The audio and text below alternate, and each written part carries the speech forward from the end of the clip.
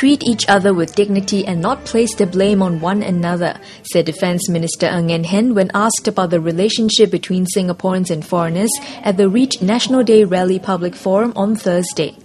During the 1.5-hour-long discussion, questions were raised on the influx of new immigrants and its impact on the workforce and society.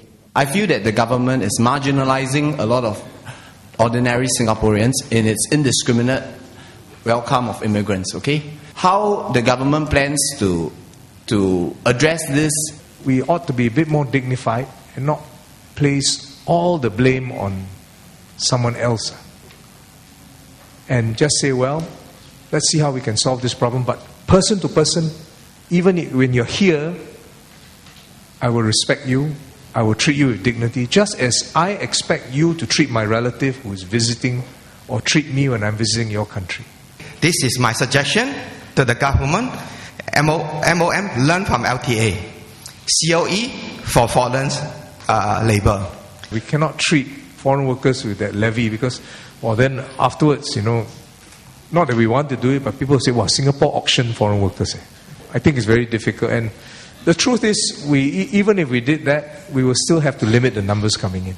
During the National Day rally, Prime Minister Lee Hsien Loong spoke about promoting work-life balance, giving couples with children housing priority, paternity leave and MediSave for newborns to defray childhood medical expenses. While majority of the forum participants welcomed the ideas, some feel that more can be done to help couples and single mothers cope with the cost of raising a child. I just want to add on one point about the single unmarried mother in terms of childcare relief. Here is a person who make a mistake, earn a living, and then have a child, and yet at the same time can't claim childcare relief. Single mothers, I am not sure we are there yet. So I want to be honest with you. I think singles were more prepared to move, but single mothers, I think we should help them. So I think the government should help the couples to give some reimbursement, including maybe honeymoon for the first couple, second couple, third honeymoon. If you promise me, if government sponsor honeymoon, our birth rate will go up, we're bound to do it. The key role in this is women. Sounds silly, but it's true. And men will have to change if they want the fertility rate to go up. We have to change and signal that we are willing to be more supportive, that we want to play a bigger role in child rearing, that we have to be attentive to needs, and then I think at the end of the day it's still an individual decision. I don't want it to be transactional. Other issues discussed at the forum include housing prices, more help for Singaporeans with special needs, increasing taxes for stronger social safety nets, and national service salary. Resale prices are all-time high, and your BTO prices will then follow at all-time high. And this is not going to stop. Our assurance to you is BTO will be affordable. But the BTO in central areas will be limited. I think it's right that our public housing first takes care of the bottom 90%. The 10% we have to find creative solutions. Are we prepared as Singaporeans to pay higher tax to provide a better social safety net? I think it will have to. You know why? The problem is this. Now, 6 to 7 people support one person above 65. By 2025, it will be 2.3 to 1, about 2 to 1. We are always talking about university places, but what about people who have special needs? I will tell you that it's just not only an issue of how much money or resources we spend. That sector suffers from not getting enough Singaporeans to want to work in that region. We just need volunteers and societies to say, I will adopt this, I will adopt that, so that all of us make the burden a little better and a little easier for all of us. NS men, the salary is below market rates. It is not quite a job, our NS men. It is a sacrifice.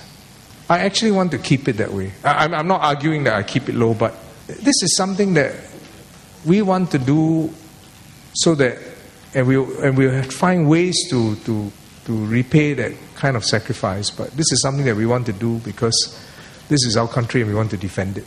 Looking ahead, Dr. Ng said that Singapore faces 4 key challenges in the next 20 years. The first big challenge is that other cities around us are rising. For those of you who travel, you know this. Beijing, Shanghai, just among the two, Mumbai, Bangalore, and even nearer, friends, Kuala Lumpur, in Jakarta, even Ho Chi Minh, Hanoi. Cities around us have the same big-hearted, high hopes, best home dream. And they're not going to stay still. So that's one thing we have to consider. 2, jobs. Jobs 20 years from now, all of us know that will be different, right? We know 20 years before, remember when we went shopping? You know, you go to the car park, there'll be somebody giving you a ticket. Now no more car park attendant, right? Automatic gate. So 20 years from now, you can imagine that even, perhaps, PM talked about it, manufacturing, suppose they were all robots. And only those with skills to tend to the robots when they break down are in demand.